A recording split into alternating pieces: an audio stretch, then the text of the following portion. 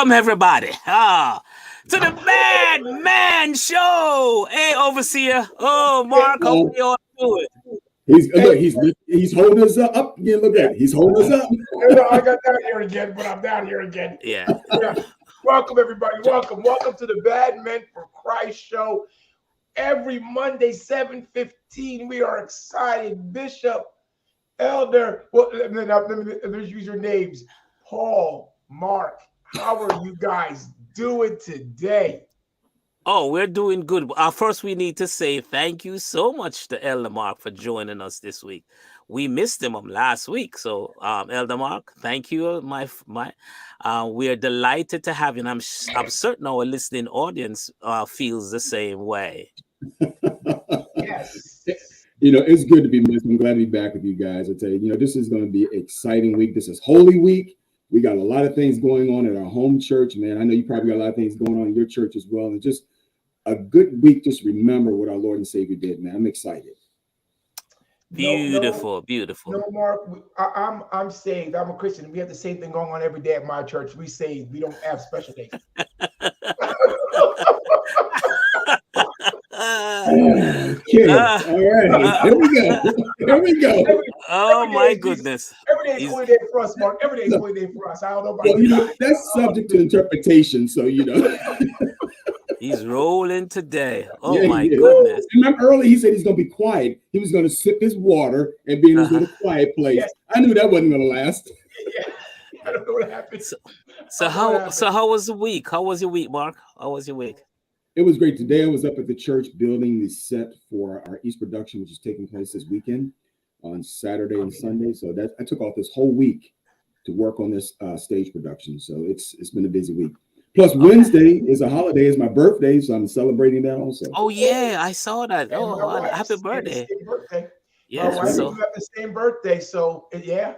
That's it's not a holiday for me. I got to be really nice on the 5th to my wife. I got to be really, really nice, do nice stuff. I know it's going to work out. I'm a nice person. Yeah. We had a good week. It was exciting, and we really appreciate the all that's happening.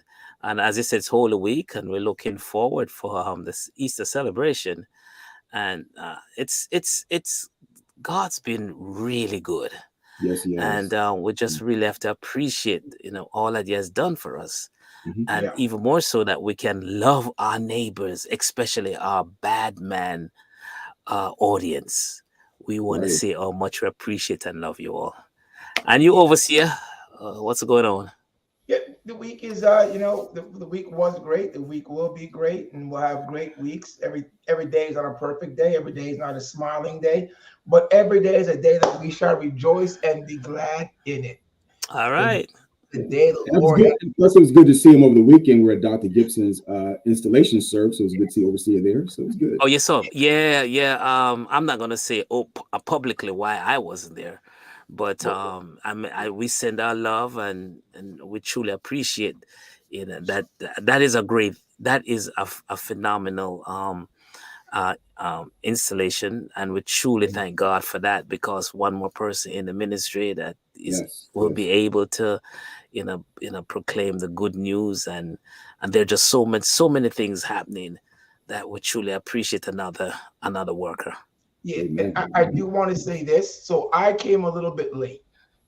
So I'm walking into the place. I'm already late, and I'm walking in, and two very stern-looking gentlemen come moving at me. I had to run away. I thought I was going to be attacked going into the meeting. Luckily, my little daughter was there to save me. If she was not there, I don't know what would have happened. Wow. So I'm going to say they know who they are. Whatever happens to be here, they're the ones probably going to be listening sooner or later. They know who they are. But overseer, my little daughter was there. Overseer, your publicity as a result of the Badman show is doing great things for you. You ought to be glad. It was that type of greeting that was happening to you. Sir. Oh, wow. Sir, it was the type of greeting. Started greeting that made me turn back and almost went back to my car. All right, okay. Well, we're not going to take up any more time with all that wonderful things that have been happening. We have got a great guest that's joining us on today, and we are asking if you have any young person in your home, especially a young male, African American male. Not that we're excluding female, but you want them to join into this conversation. We have Scotty MacFarland who is gonna come and he's gonna share with us some critical things that not only young people but also adults and parents need to know how to conduct themselves in the times in which we live. So, firstly, welcome, Mr. Scotty MacFarland. We want you to take a minute and introduce yourself to us, and so that we can get this conversation going. Thank you, gentlemen. Thank you for having me as a bad man. I am Scotty MacFarland, not Scott, you're Scotty. I got that name off a tissue box, but they changed the Y to make it to cover it up a little bit. But yes, I'm Scotty MacFarland out of New Jersey. Um, I've been working, I just recently retired not too long ago in December, working with the state as a court officer. I've been a probation officer, and I've worked pretty much all over New Jersey, from the top of the north all the way to the bottom of Cape May. So I've been around quite a while, working with young juvenile offenders, trying to get them and their lives back together. Wow. Awesome. Wow, that's amazing. Awesome. So you guys want me to ask the first question? Of course. Yeah. Sure. I'll be very happy. So again, welcome to the show. Scotty, we appreciate you. Now, we actually had your wife on the show, correct? Right. Show, right? And she was wonderful. So I'm gonna ask this question. So you both are actively working in your communities, both doing certain things. How is that dynamic? Or do you guys are you guys ever have time to kind of spend together? Because it gets very busy. I know as pastors we get busy. It's hard for us sometimes to share time with our wives. But for you, how do you do it? How do you maintain? Usually, in the beginning, when I was working a lot, it was hard to see it because my job required me to travel. I drove from morning to night, so I spent most of my time in the car, checking up on kids, schools, parties. I've been everywhere to make sure kids were supposed to be where they were supposed to be and following court orders.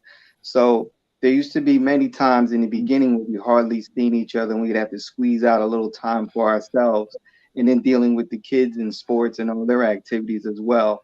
But now, getting into this retirement, she might be a little tired of seeing me every now and then, but the good thing about me and Sarah, she's a psychologist, so we bounce off ideas and interests about the kids' concerns. And when she's dealing with something, dealing with her kids, and would ask me about a court question, I could answer it, and I could bounce off of her with questions regarding a mental state of a child, because she's the psychologist, so she's a great help. But yeah, we carved out some time for ourselves. Excellent. I wanna kind of take that as a lead in to focus in on that consulting Yes. firm that you have. Can you talk to our audience about the is it Fun One? Yes. Yes. Talk to our audience about this Fun One consult. What is it? What is it about? And also Okay. share with us, how did you come up with the idea Okay. for this company? Great question. First of all, Fun One Consulting. The Fun One, my nickname is Fun. It's been that since the third grade, me clowning around. And the kids used to call me Mr. Funny Man when I got in trouble from the teacher. And it eventually grew into being fun when I got older. When I went to Rutgers, it became a job. Everybody expect me to be fun. That's how I got the fun. So originally, Fun One started as my vending machine business. So I got it incorporated as a vending machine business. And then when I graduated Rutgers, I eventually started working with the state. And well, right before that, I started doing what do you call it? Working at the movie theater, and I was a security guard. So, and I was working with this firm, and I was a private security. So, Fund One jumped over to that. I didn't know what I wanted to do with it, but once I got with the state right after the security job, I fell in love with the avenue of these young gentlemen and kids that I was dealing with all over the state.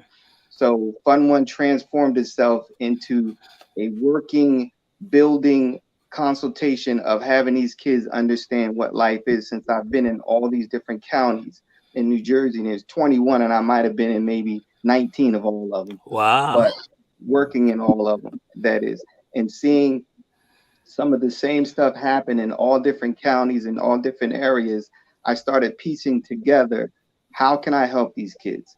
From the North New Jersey to South Jersey, there were still some aspects that the kids and parents were still doing the same thing. And I was trying to figure out, how can I piece this together to give them some type of information to help them get out of situations, or not even be in situation if they just change some of their behavior when confronting law enforcement.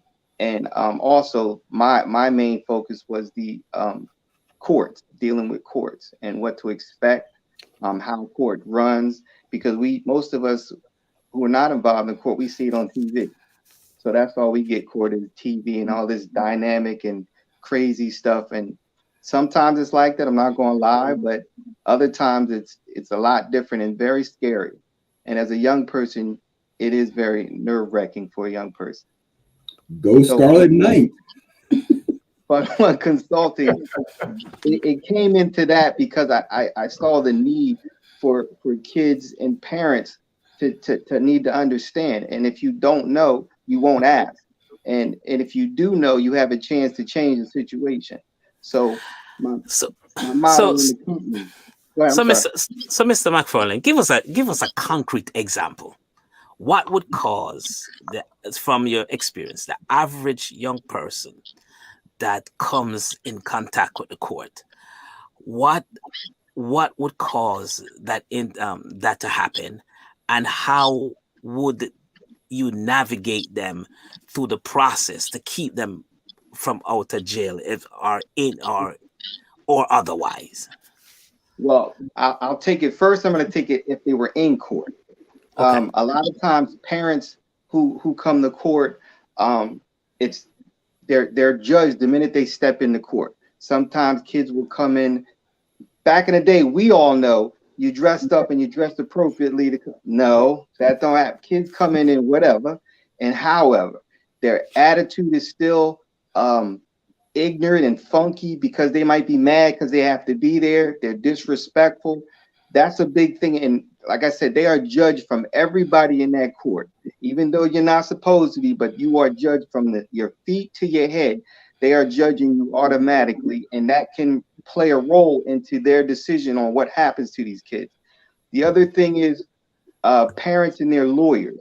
Some parents, they go crazy over a big lawyer because they watch the TV shows with the Johnny Cochrans and all that. But most of these parents can't afford that type of lawyer. So you get a public defender. And public defenders, they are lawyers, but some of the kids don't see that. And parents don't understand that. And a lawyer will overtalk any parent and the kid. And because they're embarrassed, they won't ask the question. I've seen many a times I'm in court and I'm watching them speak to their own lawyer, and I can see in their face, they have no clue what the lawyer is talking about. And then the lawyer will walk away. And many times I'll go to a parent and say, did you understand what he said or she said? And they're like, well, and then I've explained it to them. And I'm like, you need to go talk to your lawyer because you should have a lot of questions because you're not getting what you want. Many times I've done that all over the place. And just about every time I've been to court, I had to do something like that. And also addressing the kids about, I'll bring them in the bathroom like, man, you know, they're looking at you, how you dress. I don't care. Well, you're going to care when you step in that court because they're going to judge you from how you dress. So I'm always throwing little tidbits at them. And out in the streets is the same thing. When I talk to kids about interacting with police, 9 times out of 10, it's their behavior. 9 times out of 10, it's their behavior. Now, I'm not going to say there's not bad cops because that's in my presentation. I explained to them, regardless of what the cop is, it's your behavior is going to affect what happens in the courtroom is where you're going to play the story out. You don't play it in the streets because you're not going to win in the streets. We don't like to hear it, but I tell the kids all the time, the courts do favor the police. It's not supposed to be, but the courts do favor the police. They quote unquote that don't have anything to hide, but you do. So that's how it starts off in the courts. So I try to break it down to parents and kids that it starts with your behavior. And I mean, we in the world of technology world, we live on Facebook and TikTok, and so kids live off the internet, and they think their life is going to change like they see little stories on the internet. And I try to explain to them that might be one story out of 10,000 that didn't make it. So you seeing the one and thinking your story is going to be like that story.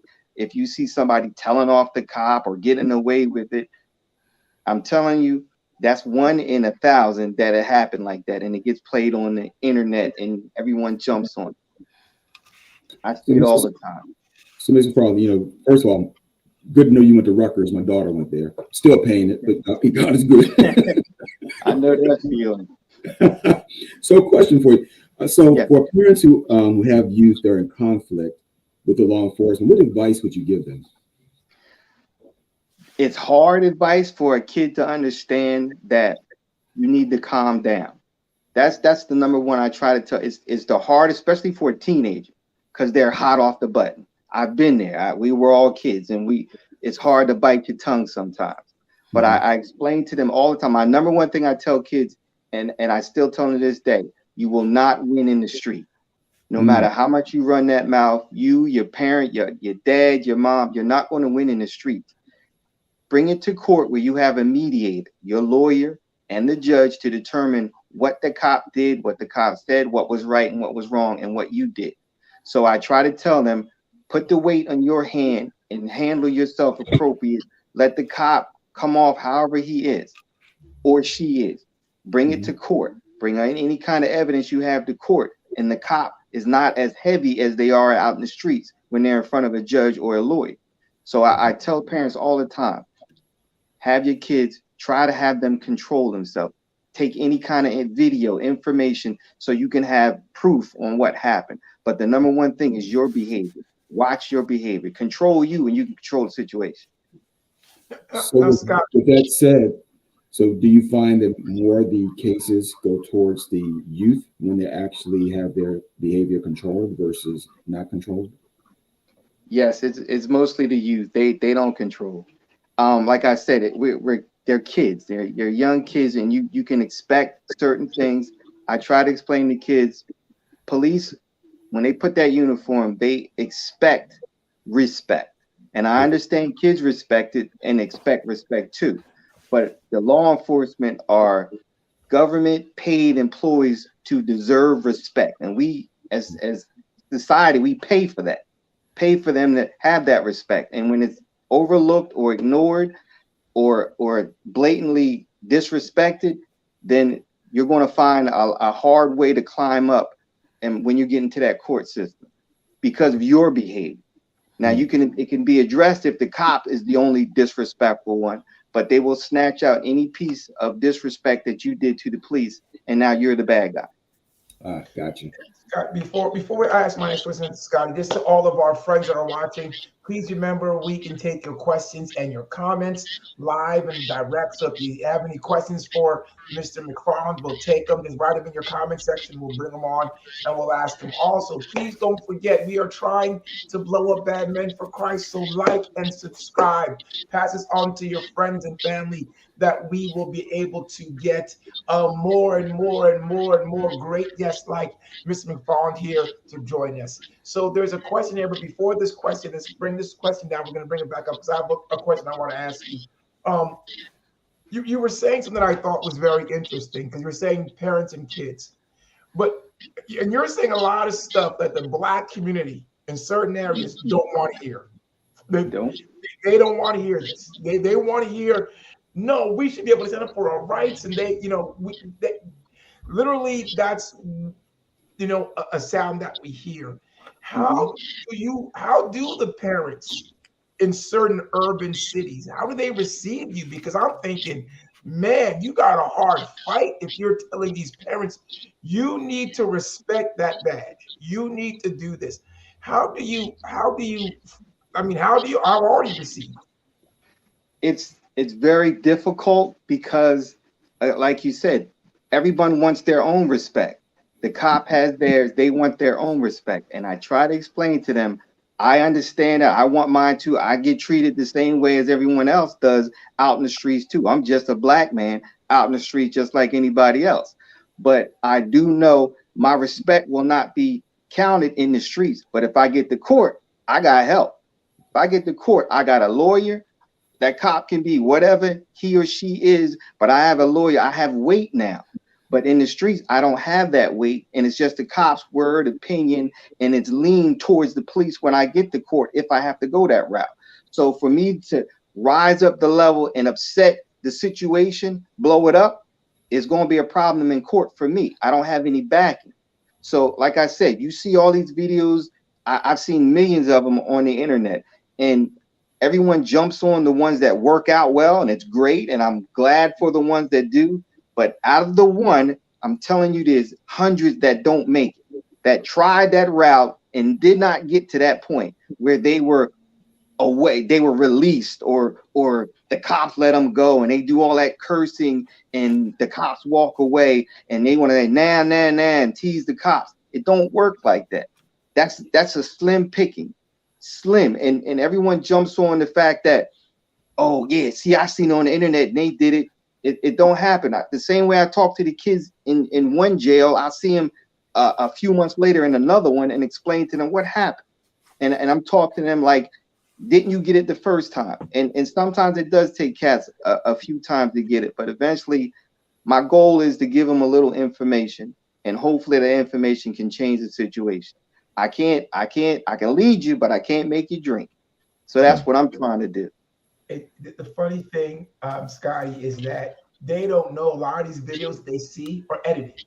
They don't show you the part where they got the ticket. They show you the beginning. Oh yeah, and the cop is long gone, walking away. Yep. I got my rights, and it's edited. It's not what really happened, and they don't know. They think, oh yeah, see, it happened. That's not it. That's I used to work at it in New Jersey. We have, it's called the juvenile Jamesburg. It's like the juvenile jail. Yeah, oh yeah, no, Jamesburg, right? Yep, it's South Brunswick. So yeah. I used to work there doing trainings there for young kids, and I would see kids locked up, and they would ask me, "Oh, could you give my girlfriend this?" And I know I can't give your girlfriend anything. I don't even know your girlfriend is. I'm doing a presentation, but I would see kids in Jamesburg, and then months later or years later, I'd see them in the street, and I'm seeing them around their friends, and they're joking and talking and being the tough guy. And I've seen them in Jamesburg when they were crying or in the corners, but they're tough out in the streets. So I would hear I've done this so many times, and they're talking. And they say, "Hey, Officer MacFarland." I'm like, "Hey, buddy," and they're tough with their friends, and they might be talking about Jamesburg or something, or how tough they was. They was fighting all the time. "Oh, you were you? You want me to tell the story?" And they be like, "Nah, go ahead. They don't want to know, because they don't want to hear the truth. Everyone gets their little piece out of how tough they were, and that's just like the internet. You get what you want to hear. You don't hear about the tickets and what you had to pay for. You just hear, I told that cop off, and this and that. It's the same thing out in the streets. It's edited." Big time. Hey, Yeah, can we get that question? Yeah, can we bring it in, please?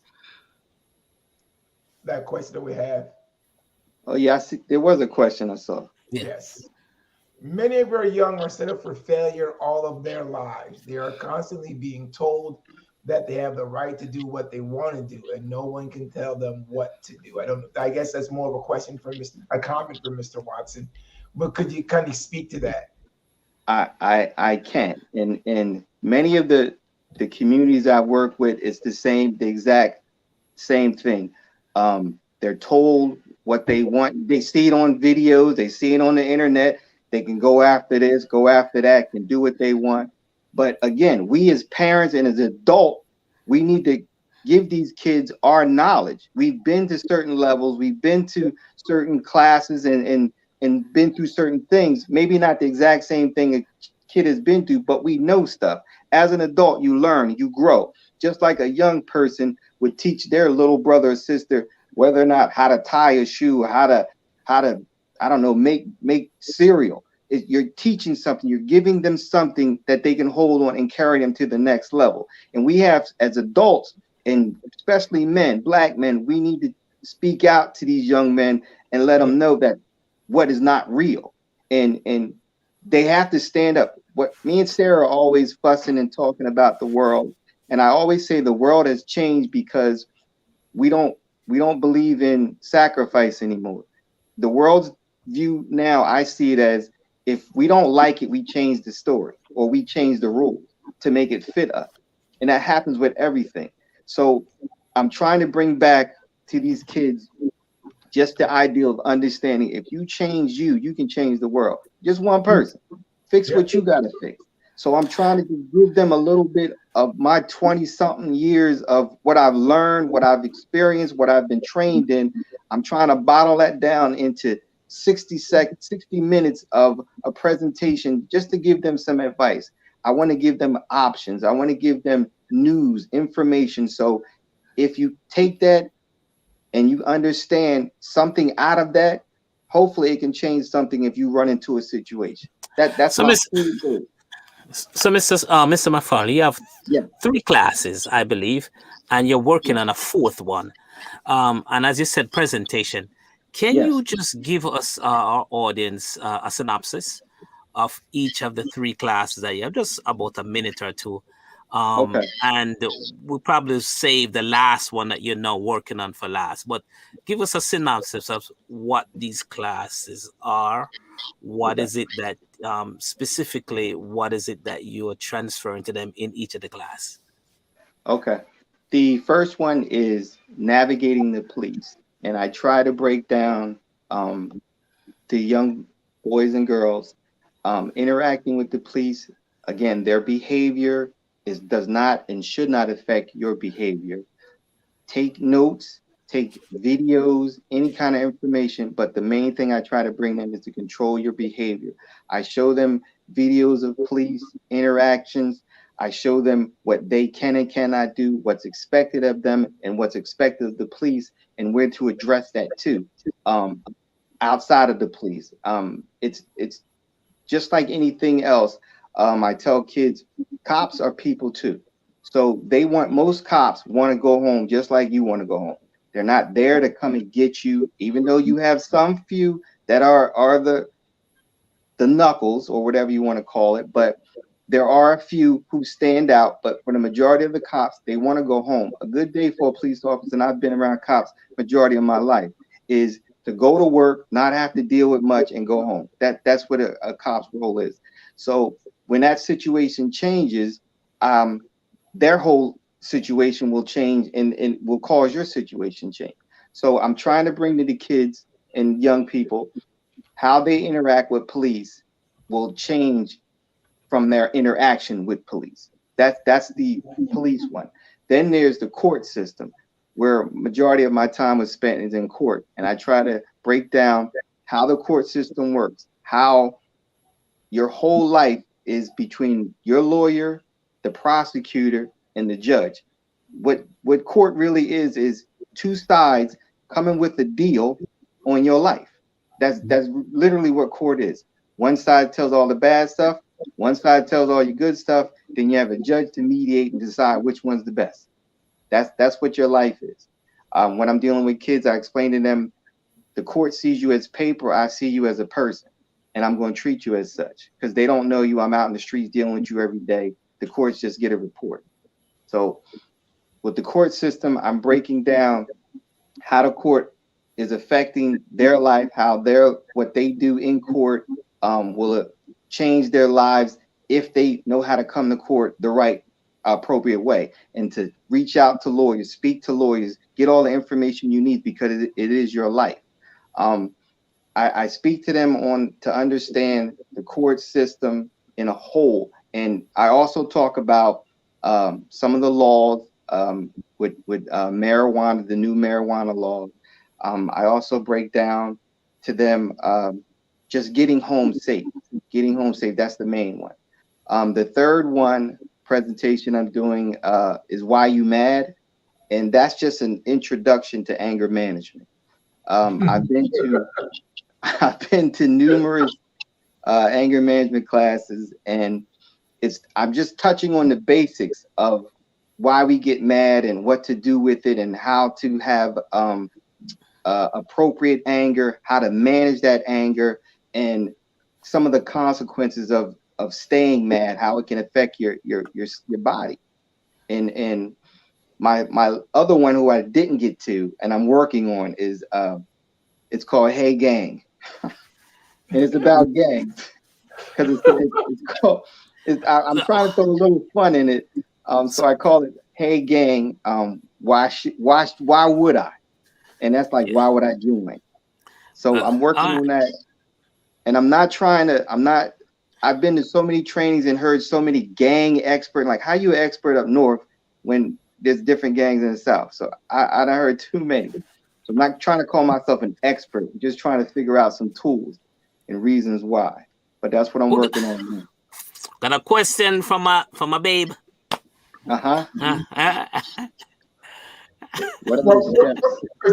the steps that you suggest when in the police, and I think the end of it is situation? What are the steps that you, so basically when you come into a situation where you're being pulled over or you're being walked up to by police officers, what would be your advice, the three things that they should do in a situation? Keep a calm voice, because sometimes, I'm not going to lie, cops will rile you up to cause more situation to happen. There are some cops who will try to amp you up to get you riled up. Now, it started out with just asking for your information, but then you end up in the back of the squad car because you was resisting arrest.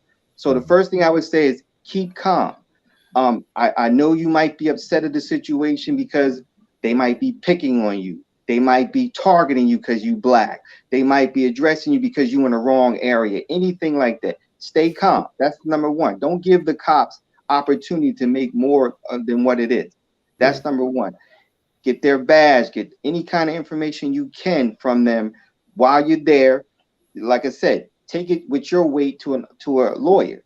You want to address it. You want to get back at them. Take it to where you can. Not in the street. Do not do it in the street, because you will not win. That is my key to them. The streets is not where the battle is won.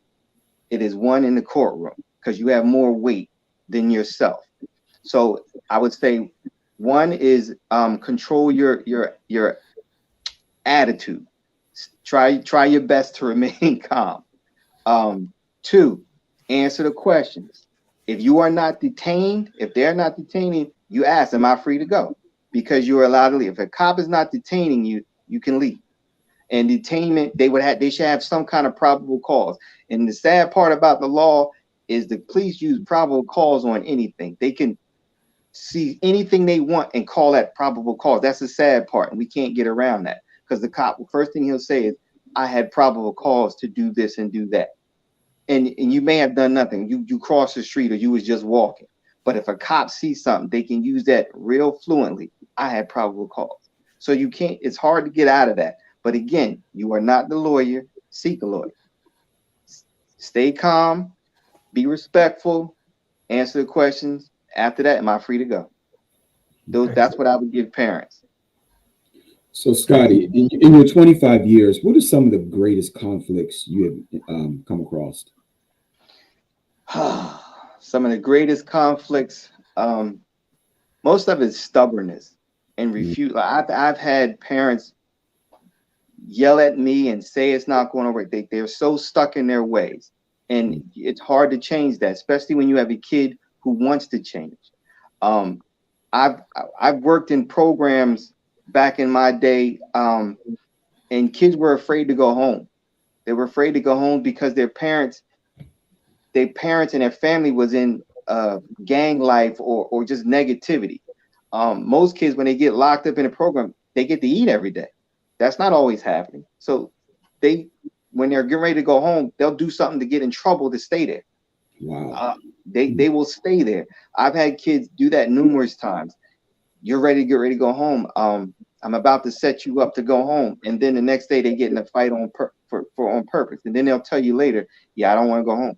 They're afraid to go back in the community, because most kids, when they return to community, oh, you changed, oh, you've been brainwashed, oh, white man got you. So it's always they're trying to pull you back in. So kids are afraid of that, and that happens all the time. That's my biggest thing is the parents. Parents are set in their ways. You got a chance to change a kid. You have a chance to reach a kid. But when you have uncle, mama, daddy, great uncle, cousins, everybody who fighting against you, is hard. It's a hard battle.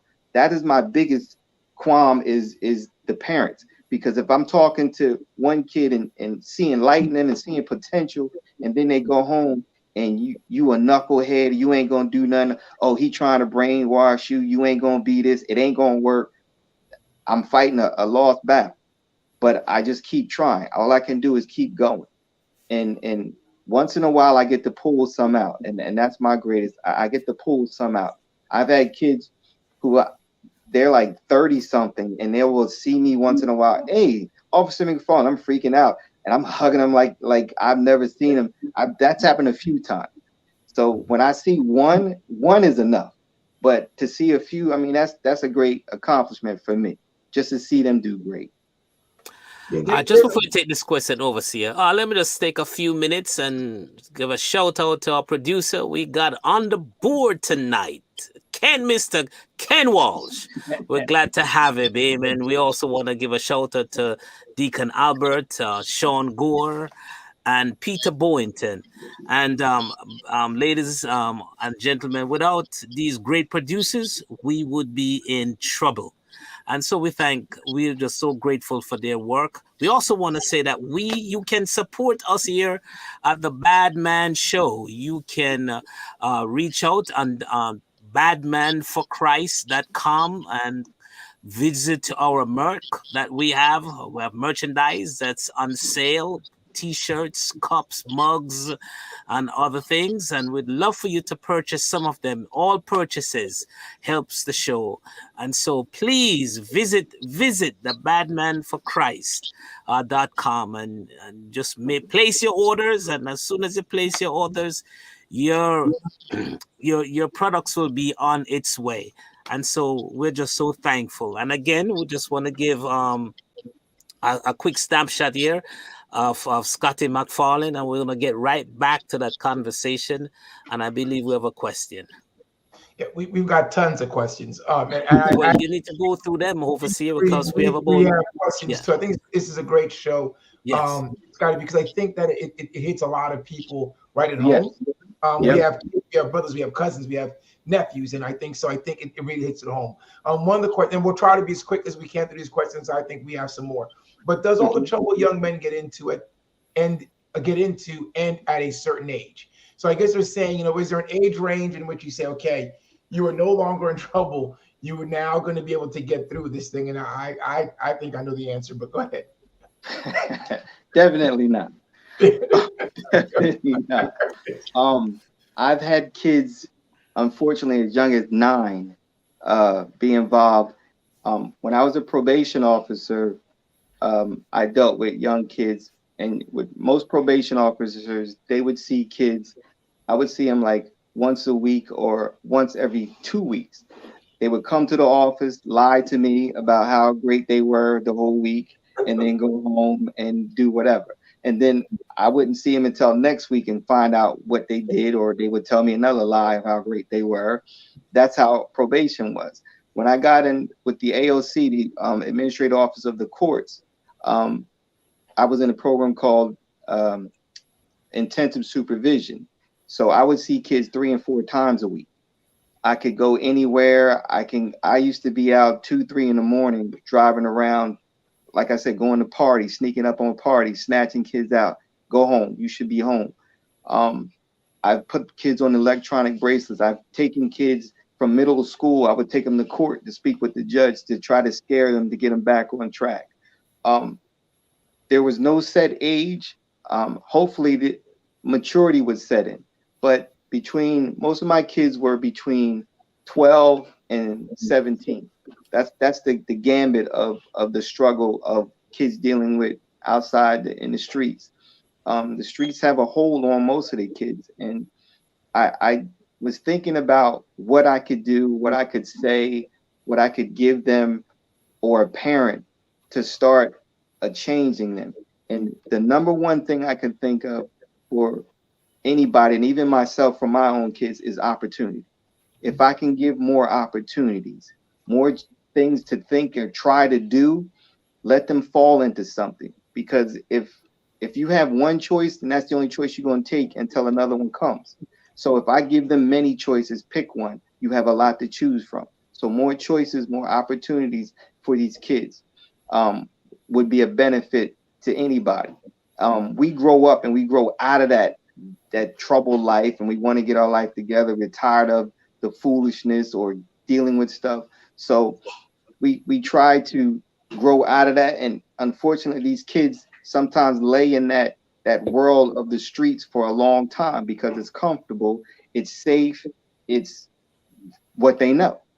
And then you have the adults. I've had kids right here in Trenton. I had young kids talk about how gangster their grandma was, and that she can run their grandma. They was like, oh, they're not gonna mess with me because my grandma runs stuff. Like, what? And it's like sad. I mean, it hurts me because these kids, and I'm like, you lost. Like, there's no way I'm going to be able to pull you out of what you're doing. When I hear stuff like that, like, he's confident, he feels the power of his grandmother, and I'm like, wow, how can I work with that? And then you have the streets on top of that. But all I can do is keep going, because if I might not save him, I might save his friend. Yep. So I keep trying. But it's hard, and it's just, that's God put me on this path, and I'm walking it. Amen. Bishop, you're on mute. You're on mute, Bishop. You're on mute. We're just delighted that you have chosen this path. But I wanted to take this one because this is our brother from Philadelphia. Praise right. Hallelujah. Yes, this is Pastor D all the way from Philadelphia. And he has a great show there, and I'm so glad that he's able to join us on tonight. We want to give a shout out to him, Pastor D and Sister A. All right, Elder Mark, you can take a shot at the question. I just want to give a shout out to Pastor D. Okay, there are no wrong areas except private property. Is that a true statement? I believe so. I hate when you always hear you at the wrong place at the wrong time. I hate that statement. What's the wrong time? I cannot stand. I hate that. I think that's right. I think that's so true. We build and we create a situation or an area to what it is. If you drive around and you see certain neighborhoods and you see how they look, we built that. We did that, and we can also change that. So it's not a wrong area. It's what the areas that we made it into. That's what I see. But yeah, I've always hated wrong place, wrong time. He was sleeping, or he was in his car, or they were in the bathroom. How is that the wrong place? Right. Like, why do you say that? Yeah. Drive me crazy. Mm-hmm. Here's another one. When do you stop answering questions? You see so many people are wrongly convicted because they never asked for a lawyer or trusted the police. I would never stop asking questions. My answer. Never. Because if you stop, then you stop. You gonna find yourself stuck, stopped, or invisible. If you don't ask questions, there's no dumb question. So if you don't know something, regardless if someone else knows it, how is it dumb? I didn't know it yesterday, I know it today. So how is it dumb? So there's no wrong question. I don't ever stop asking questions, and I hope they don't. I tell the kids when they talking to their lawyer, get on your lawyer nerve, because lawyers will brush off kids. I've seen it all the time. My lawyer don't call me back, and then I'm sitting in court, and the lawyer say, Your Honor, I've talked to my client, and I just spoke with the kid last night. He said, we haven't heard from my lawyer in like 3 weeks. And then I'm listening to the lawyer in court saying I spoke with his client a couple of days ago, knowing that he lied, right in court, and the kid's own lawyer. So I tell people, get on your lawyer nerve. You paying for him, even if it's a public defender. You're paying for that, and they're required to counsel you and represent you. So they got your life in your hand. Ask them all the questions. Get on their nerve until they do what they need to do. That is their job, and it's your job to get on their nerve because they're messing and they're controlling your life at this point. They have it in their hands in front of that judge. So but I also think this question, Scotty, is also, I think this question is also, Scotty, asking, when the police are asking you questions, when do you as an individual stop answering and say, look, I need a lawyer? Like, is there a point that you have to say, hey, I need a lawyer? Or like you said, am I being detained? What's going on? If a cop is detaining, you can ask questions, but the minute they can ask you, if they're reading you Miranda rights, then you are considered under arrest. And then you can ask for a lawyer, but you don't have to speak to a cop at all. You don't, and let the cop take the appropriate steps. Most of the times they'll say stuff like, oh, you don't want to talk, and they'll try to push you to say something or even agitate you to make the incident bigger than what it is. That happens all the time because the cop's getting frustrated because you're fighting back, because you are standing up to them, so to speak.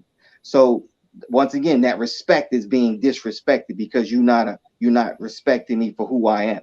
So they will try to push your buttons. Remain calm. I'd like to see a lawyer. Then the cops is required to address and reach out to get you some kind of legal counsel, and you can seek your own.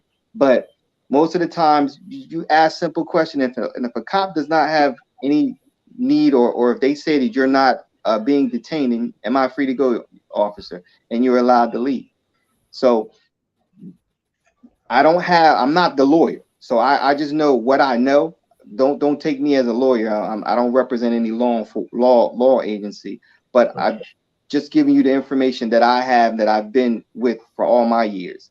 And I'm sorry, go ahead. Yeah. I think you make a great point, especially to be calm. Because I think what a lot of young people do is when they want, instead of just not answering the question, they get irritated, and that's when you say they lose. What they need to do is be calm and say, "Hey, Mr. Officer, am I being detained? No. Then can I leave? Because I'm not being detained. I have a right. I can leave. I want to ask you a couple more questions, and then you can say respectfully, sir, I don't know. I don't know the answers you're about to ask because I don't have anything to do with the situation. Right. I go home. And I think if you use words like respectfully, officer, I don't know. You don't have to get mad. You don't have to get irritated. You don't have to raise your voice. I think if you speak calmly, it may work in your advantage oftentimes. But know your rights. Like, if you're not detained, you don't have to answer anything. Right. But don't say it in a way that's, man, I'm going to answer your questions. Are you detaining me? No. Nice and calm. Hey, Mr. Officer, am I being detained? Right. Oh, okay. I think that is the number one thing, because most of the time we the angry blacks. Let's be real. We're the angry blacks. So anything can make us snap and we rile out. And now it done got worse. Now they calling 4 and 5 other officers. Now you look bad, and it's all over because they got the body cams, but many times those body cams malfunction on purpose. They mistakenly malfunction on purpose. So wow. Don't believe in the cops having your back on it's recorded. It's always worrying about, and it's hard to tell somebody to remain calm when you agitated and you know it's wrong. But like I said, the streets is not where you win. Take it to court. Bring all that stuff. You can tell your lawyer, I was not upset. I was not angry the whole time, but this officer did this. Now the officer has to defend themselves, not you, because you did the appropriate thing. Let them be on the defense, not you. So if you handling yourself appropriate, that's all going to weigh on your side when you get to court, where that officer don't have that weight of the streets, because it's his word against yours. And your word is low in the streets, I'm telling you. Because the officers always got other officers to back them up with their lies or whatever it is. They got their stories to back them up. So if you handle yourself appropriate, that's where it starts. Overseer, you should take the other one first, though. You should take the one before that first. Yeah, Mark, you can take the other one. If we go back to Tunisia, or Trisha, I think it is. Which one was that one? Trisha, this one, yep. Okay. So Patricia says, cops use the terms, I fear for my life.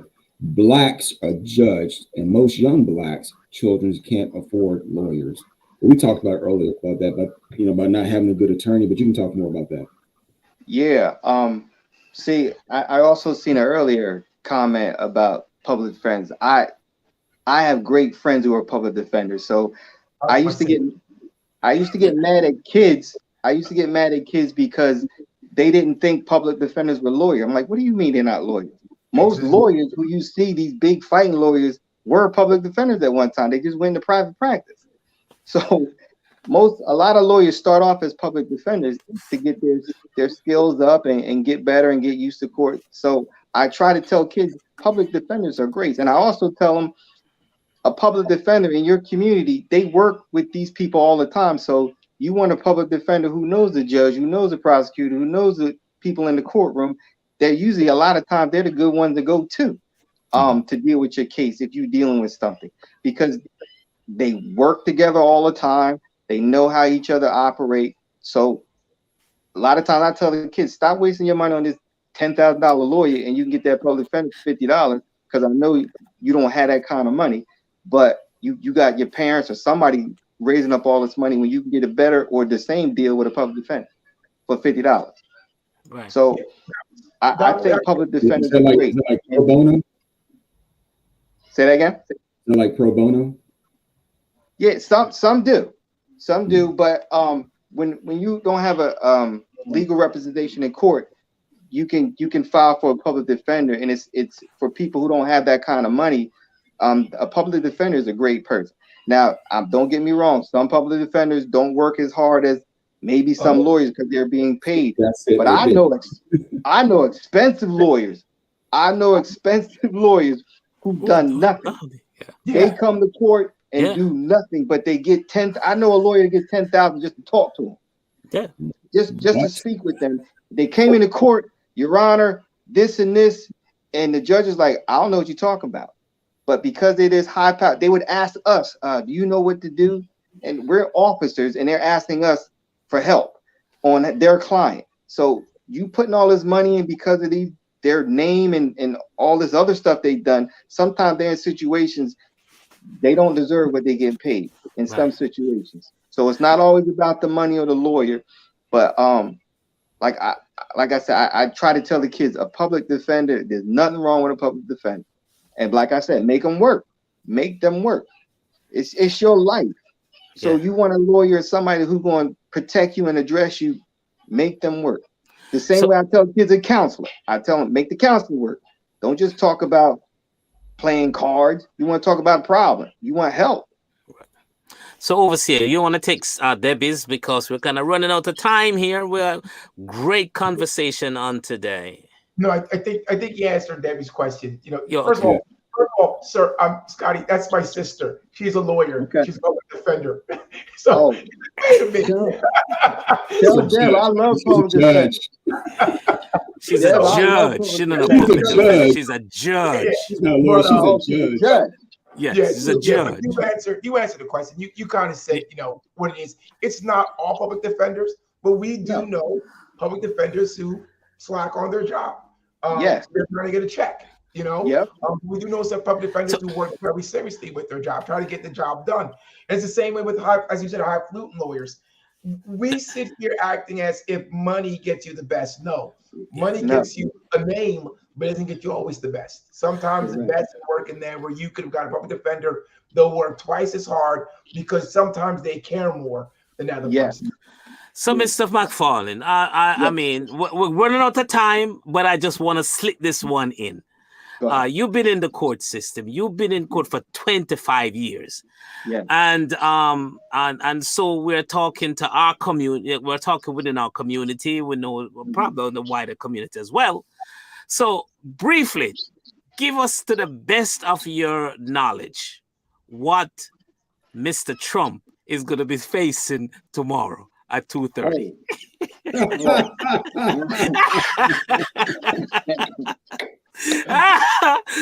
So at least our people, this is the Bad Man Show, aka Black CNN, something like that. I wish I could answer that question. Your sister might know more than I do. She's the word. I can't see Oh, well, much I of half of appreciate this that. shit. Yeah, but I just want to slip that in since you did say you got 25 years in the court system.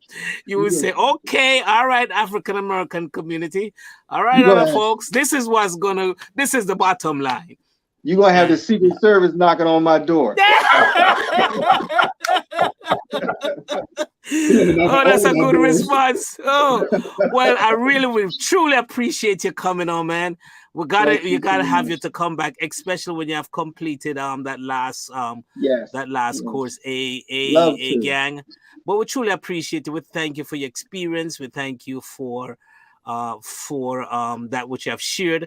We have your contact information. We have been broadcasting it, and so tell us as you're going off, how would somebody really contact you? You know, we have the website, but give us a little bit more information, at least just kind of all right, go ahead, overseer.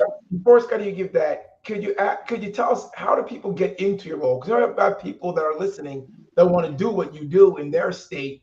Who do you contact to get into the role you're in? Well, with me, I built my whole presentation on my own.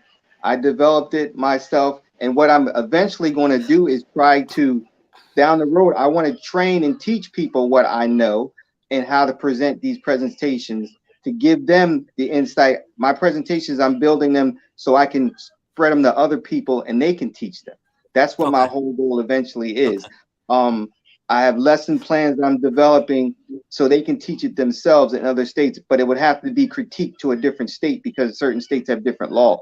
So in New Jersey, we have certain laws that represent certain things, but in another state, it may be a different sentencing order or requirement that causes that state to have a different law on the same law that we have in New Jersey. It may be stated or sentenced in a different way. So it has to be critiqued to each state. My goal is to conquer New Jersey first, and then I was hoping to get out to other states because I believe and I feel it's needed. The young people in this world are lost, I think. The young people are hurt. They are looking for something because, I mean, me and Sarah always talk about it. I always say that social media, quote unquote, is the devil, but it's not necessarily social, it's what we do with it. But everyone wants to be famous until nobody's famous. And that's with these kids. They're looking for attention. They're looking for something. So sometimes it's the gangs. Sometimes it's the streets. Sometimes it's the fellas. Sometimes it's acting out because you look for some type of attention.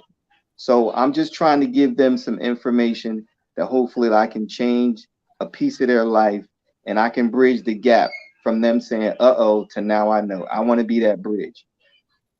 If I can give it to them a little, hopefully they can take it a long way. Hey, overseer, gotta get Simon in here before we only got a minute left, but see if you can squeeze him in.